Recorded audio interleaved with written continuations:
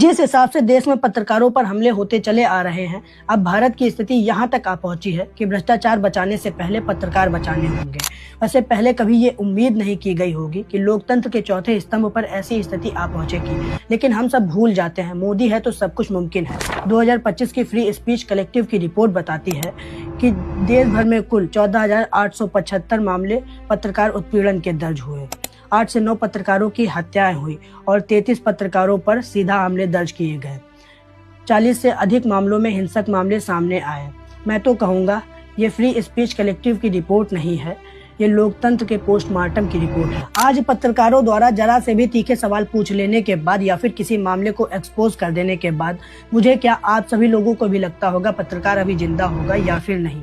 ऐसे विचार इसीलिए आते हैं क्योंकि हम सभी लोगों ने एग्जाम्पल देख रखे हैं। जिस तरह से मुकेश चंद्राकर से लेकर अभी 5 जनवरी की रात को त्रिपुरा की राजधानी अगरतला में 2 आदिवासी पत्रकारों समीर देव वर्मा और जिमी देव वर्मा पर क्रूर हमला हुआ। ये बातें बताती हैं कि पत्रकार और फ्री स्पीच कितनी असुरक्षित हो चुकी है देश में। इस कड़ी का सबसे ज्यादा हाईलाइटेड मामला विकास साहू के साथ हुआ। ये भी एक बाहुबली डोमिनेशन का उदाहरण है।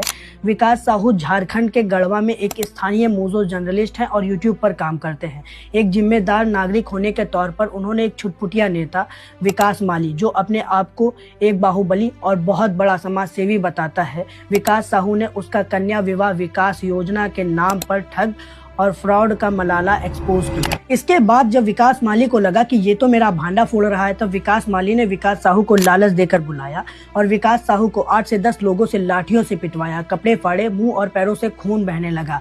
तब विकास साहू ने इस लड़ाई से हटकर अपनी जान बचाकर 6 से 7 किलोमीटर पैदल दौड़कर पुलिस थाने पहुंचे।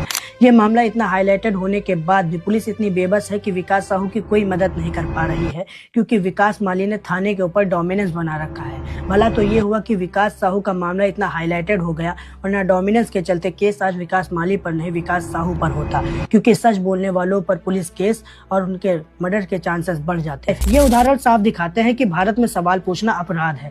जरा से तीखे सवालों पर या फिर एक्सपोजर पर पत्रकारों की जान खतरे में आ जाती है। पुलिस के स्थानीय बाहुबलियों के साथ सीधे उठक बैठक से पत्रकारों के सीधा टकराव की क्षमता खत्म होती चली जा रही है, जिससे लोकतंत्र में प्रेस फ्रीडम की बुनियादी बातचीत भी खत्म है। आज समाज में होने वाले दमन के विरुद्ध बोलने वाले लोगों की हालत खराब है। देश की इकोनॉमी बढ़ाने का साधन शराब है।